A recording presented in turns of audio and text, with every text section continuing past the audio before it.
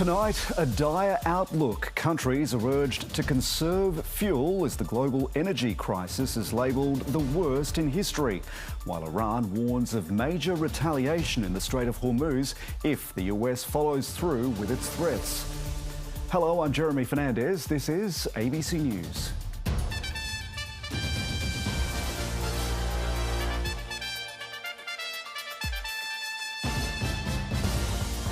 The rollout that's set to cut costs for renters in New South Wales. A looming courtroom showdown, Carl Sandilands takes action over his multi-million-dollar dismissal. And the Dragons forward Ryan Couchman to face the NRL judiciary over an ugly season-ending tackle.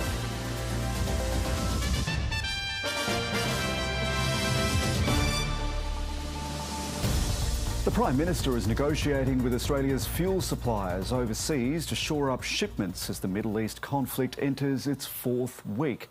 The International Energy Agency says this energy crisis is worse than previous oil shocks, and it's recommending that countries start curbing demand.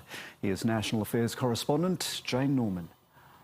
Burnt-out tankers targeted by Iran, a smouldering symbol of what's being called the greatest energy crisis in global history. Worse than the twin 1970s oil shocks and Ukraine war combined. This crisis, as things stand now, two oil crises and one gas crisis put all together. As the clock ticks down on Donald Trump's deadline to reopen the Strait of Hormuz, Iran remains defiant, threatening to retaliate if America strikes its power plants. The situation is very severe. The conflict now in its fourth week, the International Energy Agency is calling on countries to consider conserving fuel stocks by working from home, lowering highway speed limits, using public transport and cutting back on flights. We will take graduated steps depending on what happens. In Australia, the focus is on getting fuel to where it needs to be. From Queensland to South Australia, nearly 250 service stations are out of diesel. Those who can get it are paying dearly. We use approximately 30,000 litres a month. It's $1 a litre dearer than what we paid 3 weeks ago. Surging diesel costs hurting the transport sector too. Unions demanding government intervention to ensure drivers are compensated. It's really urgent. Transport will grind to a halt unless we ensure that transport operators are properly funded. While trying to manage the economic fallout, the Prime Minister's personally intervened to shore up Australia's fuel shipments. Today, signing a pact with Singapore to ensure petrol, diesel and jet fuel continues to flow. Anthony Albanese reminding key trading partners of Australia's status as a major gas exporter. We are reliable partners when it comes to energy security, and we expect that to be a two-way flow. With Qatar suspending LNG exports, Australia's gas giants are cashing in. Support growing in Parliament to tax their windfall profits. Energy investors are like butterflies. When they are scared, they fly away. The energy boss warning against further shocks to the sector. Jane Norman, ABC News, Canberra. There's no end in sight to the supply shock, with Iran defying US demands to reopen the Strait of Hormuz. And as leaders all over the world call for calm, Israel is intensifying its war effort on multiple fronts. Israel's fury raining down on Lebanon. The IDF ordering the destruction of all bridges over the Litani River to stop Iran's proxy Hezbollah from moving south to the border. And in addition to this, to accelerate the destruction of Lebanese homes in the contact villages in order to thwart threats to Israeli communities. As Israel fights Iran on two fronts, the Prime Minister made a rare wartime appearance after one of the worst attacks on Israeli soil so far. If anyone needed an explanation of why Iran is the enemy of civilization, you got it in the last 48 hours. At least 180 people were injured in strikes on the cities of Arad and Dimona, located close to Israel's secretive nuclear reactor. It's scary. Children, old people, it's a catastrophe. Aside from being a political stronghold for the Prime Minister Benjamin Netanyahu, this area is heavily protected because of the nearby nuclear facility. So news of the successful strike came as a surprise. By coming here, he's sending a message to residents it's safe to stay. Benjamin Netanyahu telling the ABC the facility is still secure. Is the Dimona reactor safe? Yes. Israel hit back with a wave of strikes. The Red Crescent responding after a residential building in the country's northwest was destroyed. In Tehran, regime supporters mocked the US president's threat to obliterate Iran's power plants if it doesn't open the Strait of Hormuz. Trump and Israel claim they've won the war 10 times a day. They still haven't accomplished anything. If US threats regarding Iran's power plants are carried out, the Strait of Hormuz will be completely closed. Donald Trump spent the weekend at his golf club, leaving his lieutenants to do the talking. He's not going to allow this genocidal regime to hold the world's energy supplies or economies hostage.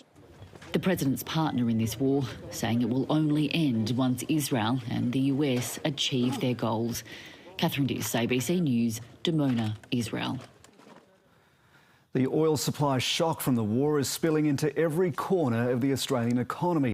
Transport companies and the plumbing industry are the latest to warn of price increases.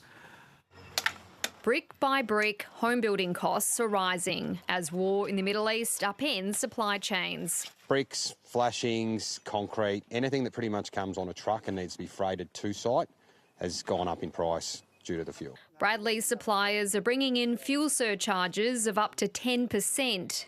We sort of have no choice. They have what we want, and if we're not willing to pay the increase, and then they just won't bring it to site. Start rationing the machines out a bit.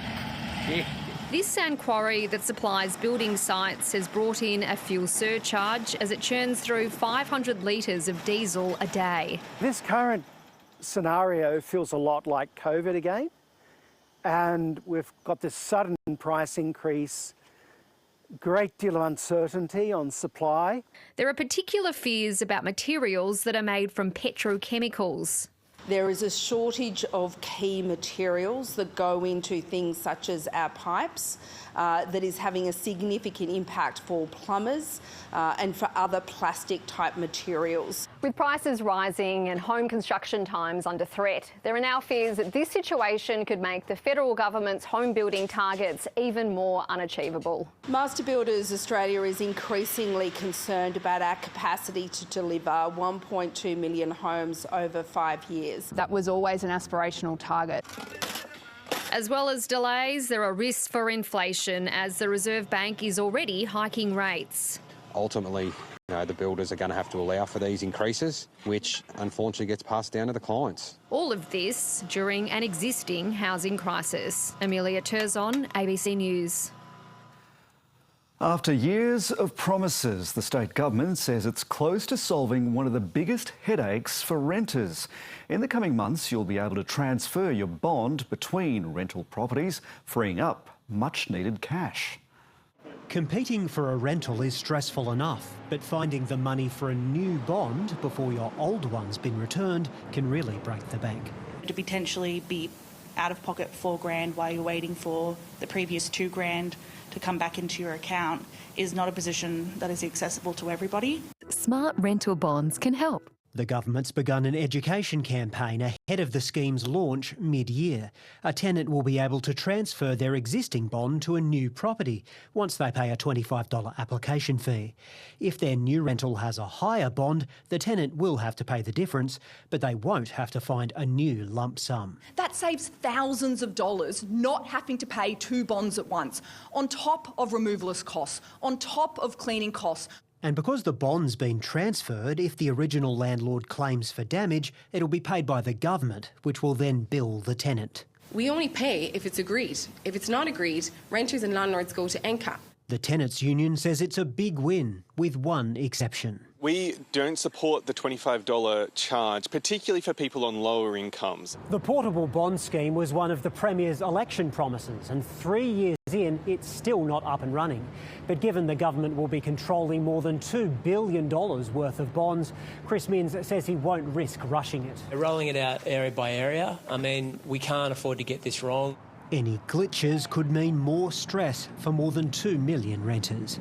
Nick Dole, ABC News, Sydney.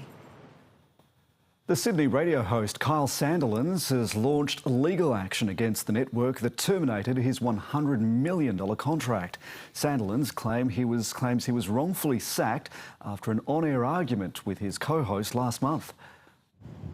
It's a showdown that was always heading for the courts.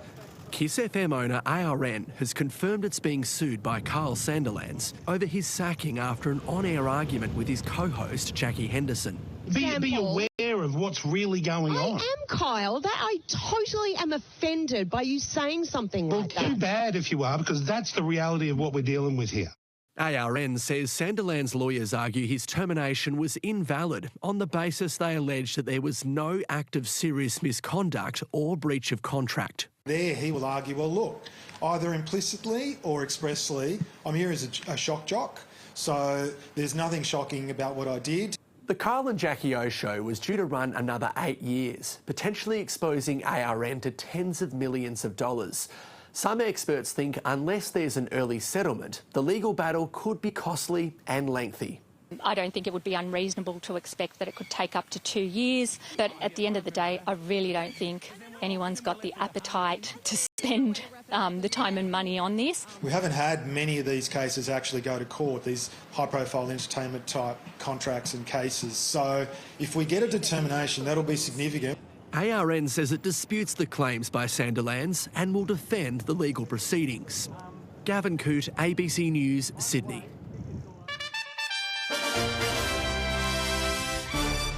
The rise and rise of One Nation's popularity has translated into seats in South Australia's parliament for the first time. One Nation has secured more first preference votes than the Liberal opposition, and that has Conservatives across the country scrambling ahead of elections in Australia's two most populous states. South Australia has never been a stronghold for One Nation, but on the weekend that changed. Voters turned to the party, most for the first time ever. I voted Labor every state election leading up to it, but this time I voted for One Nation. The young ones can't buy houses now. They're flooding Australia with immigrants. I'm not racist, I don't have a problem with it, but I just have a problem with the numbers. The regional seat of Hammond is one of many across South Australia where voters threw their support behind One Nation in record numbers. Its population centre is here in Murray Bridge, where in many polling booths they came first on primary votes. One Nation has secured one seat but could win 3 more. It's been described as an orange tsunami, and the party's leader is riding it. I'm excited. That's fantastic news, and it's great news for the people of South Australia. Buoyed by its success, the party now has its eyes set on other contests. A May by-election in Susan Lee's former federal seat of Farrer will be the first test of One Nation's support in New South Wales. They're a big force in Australian politics, and we expect them to be here in New South Wales. However, we're up for the challenge. Victorians will go to the polls in November, but party luminaries have brushed off the One Nation threat. I'm not concerned because I think the Liberal Party decimated its own vote, given what has been happening in South Australia. Nationally, major parties are already on the attack. Let's face it, One Nation, having been around for now 30 years, are yet to have ever delivered a budget. They haven't delivered a hospital, they haven't delivered a road. The result in South Australia, the success of that party over there is fuelled by your preferences. Correct. That you are delivering them votes and seats in South Australia. A question of whether that success will continue into future elections. Bethany Alderson, ABC News. Overseas, an arson attack in London in which Jewish community ambulances were set on fire is being treated as an anti-Semitic hate crime. 4 ambulances that were parked next to a synagogue in the city's northwest exploded in flames. Video verified by the ABC shows hooded men setting the vehicles on fire about 1:45 a.m. local time, then running off.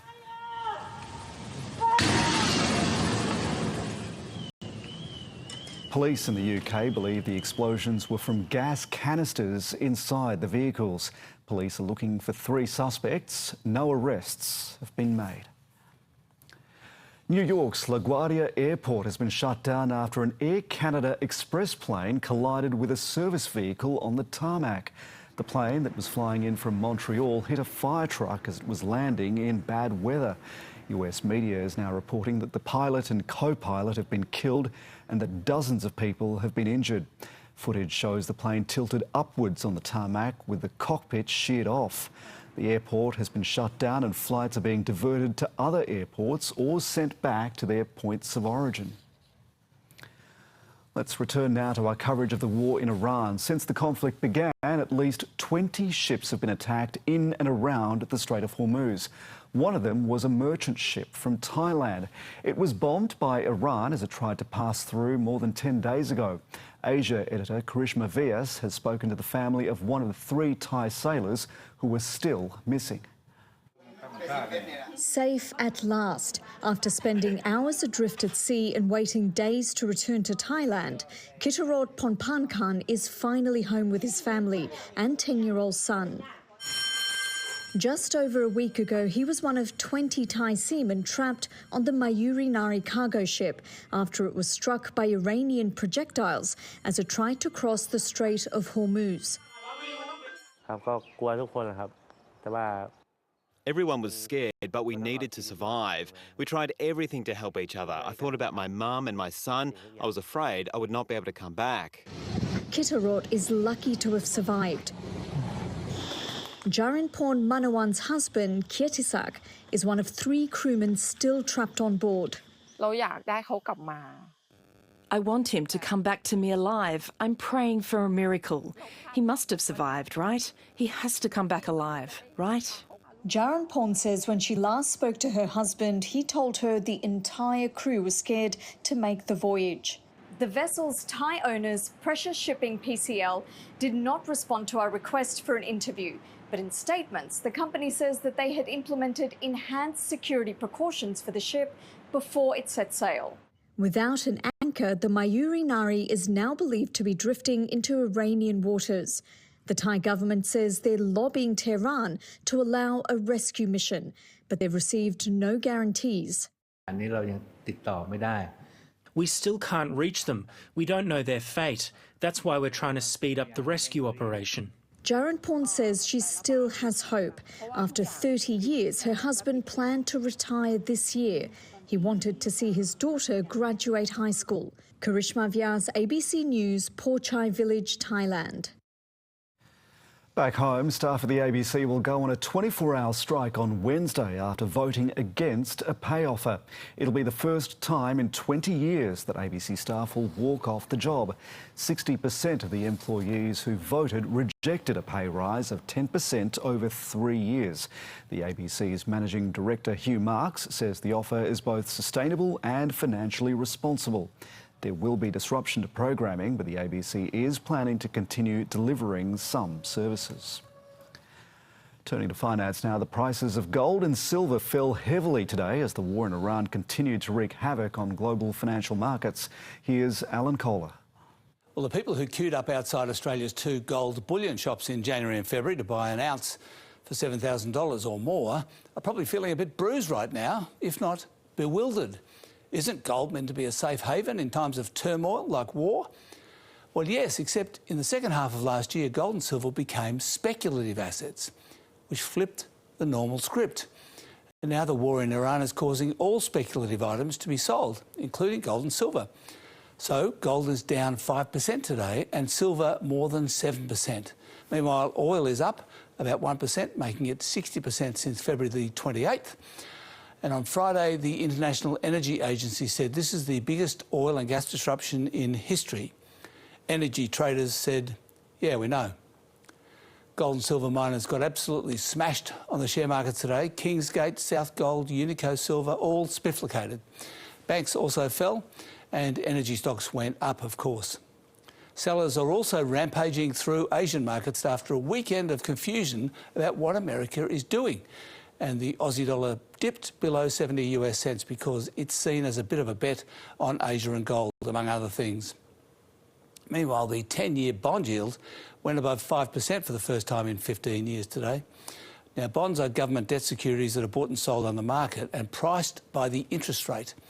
They're regarded as non-risky, so the price or rate is a fairly pure reflection of what investors think inflation will do. And finally, if you're wondering why One Nation is surging in the polls, the World Happiness Report for 2026 might help. Now, last year Australia was 11th happiest country. Now it's slipped to 15th.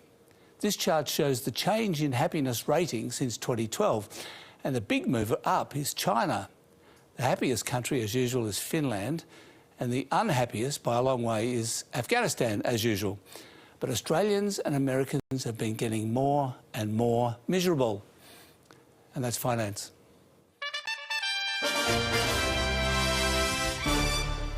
In sport, the NRL has issued the Parramatta Eels player Isaiah Yonge with a breach notice after he appeared in images which the league says brought the game into disrepute. He has 5 days to respond. Meanwhile, north of the border, the pressure valve has been released briefly for the Cowboys after their breakthrough victory against the Titans.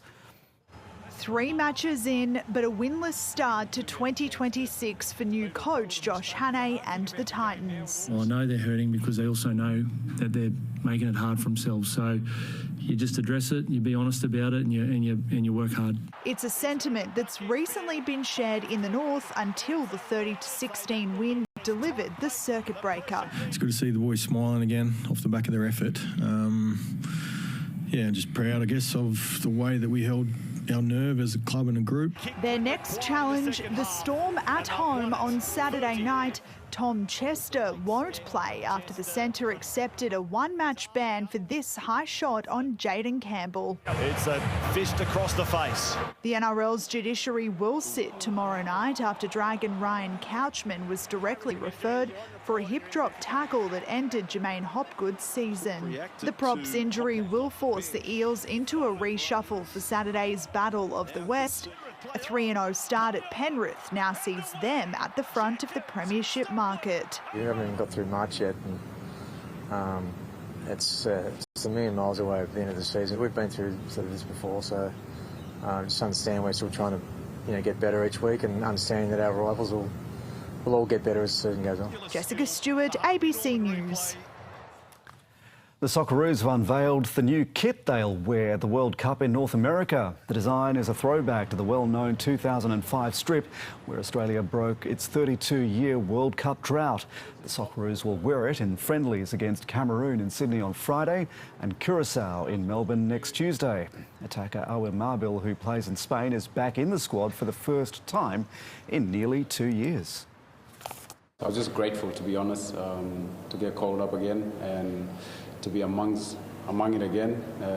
I've missed it. You realise when you're away from it how special it is to represent your country. The Australian athlete Jessica Hull has capped off a successful World Indoor Championships in Poland with silver in the 1500 metres. It was Hull's second medal of the meet after a bronze in the 3000 metres.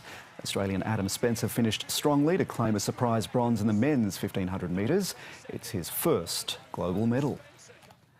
The veteran fast bowlers in the Australian men's cricket team are set to be carefully managed during a hectic schedule next summer. Australia will play 10 tests in 14 weeks from December to March. There'll be a 4-match series at home against New Zealand before 5 tests in India. That'll be followed by the 150th anniversary test against England at the MCG.